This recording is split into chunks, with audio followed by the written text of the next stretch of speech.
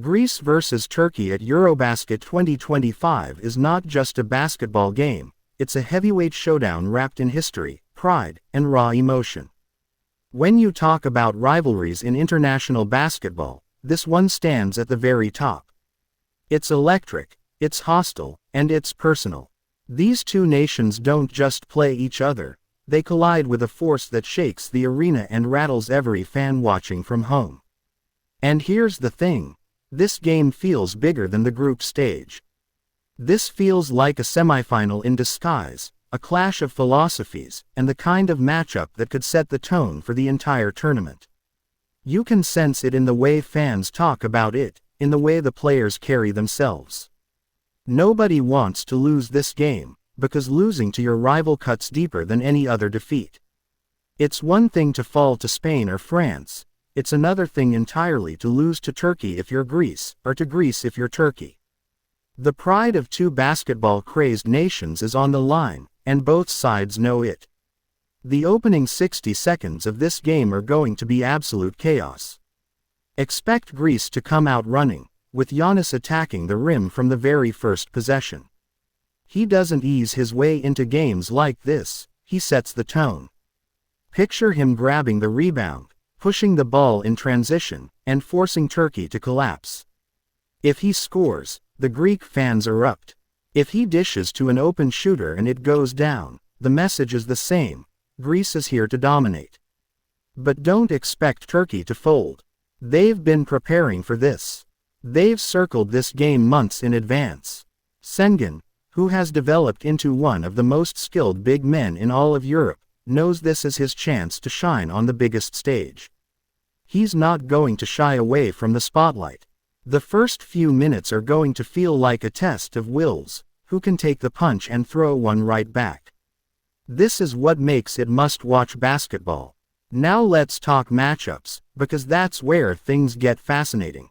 The obvious question is, who in the world guards Giannis? The answer, truthfully, is nobody. Turkey doesn't have a one-on-one answer, so expect them to throw bodies at him. Sengun will get his turn, but that's a tough assignment for him defensively. Turkey could use size with Sertak Sanli, or try to crowd the paint with quick double teams, but the danger is Giannis punishing that with kickouts to Greece's shooters. And let's be real, Greece's outside shooting is always the X factor. If Tyler Dorsey and Kostas Papanikolaou are knocking down threes, Turkey is in deep trouble. On the flip side, Greece has to worry about Sengun's playmaking. He's not your traditional big who just posts up and shoots hooks. He facilitates like a guard, threading passes from the high post, running dribble handoffs, and stretching the defense with his vision. If Greece doubles him, he'll find Cedi Osman or Shane Larkin on the perimeter. If they don't, he has the footwork and skill to score inside. That's the chess game, and it could determine everything. Turkey's strength is balance. They don't rely on one superstar the way Greece does with Giannis. Instead, they have a group of players who can each carry stretches. Shane Larkin can explode offensively, Osman can get hot from deep, and Sengun can control the game inside. That versatility makes them dangerous. Greece, on the other hand, leans heavily on Giannis. Yes, they have experience and role players, but at the end of the day, their entire game plan flows through him. If Turkey can slow him down, even a little, they tilt the scales. That's why transition defense becomes critical. Greece wants to run. Turkey must get back, set their defense, and force Greece into half-court possessions where jump shooting is tested. If Turkey wins the battle of tempo, they have a legitimate shot at an upset. But here's where history comes into play. These two teams have clashed before, and the results are always close, always emotional, always unforgettable. Go back to EuroBasket 2017, the last time these two met. Turkey gave Greece everything they had before falling short. Greek fans still talk about that game with pride, while Turkish fans remember it with frustration. This time, the stakes are higher. Giannis has matured into a global superstar, and Sengun is no longer a young prospect, he's a centerpiece. It feels like both sides are entering their primes at the same moment, and that's what makes this clash so compelling. This isn't David versus Goliath, it's two giants meeting head-on. The mental side of this game can't be ignored either. Greece has veterans who've been through the wars. Nick Kalathis, with his floor general skills, can steady the offense when things get chaotic. Papanikolaou is that gritty defender who makes hustle plays that swing momentum. They know how to handle pressure. Turkey, though, brings the hunger of a team that feels disrespected, overlooked, and ready to shock the world.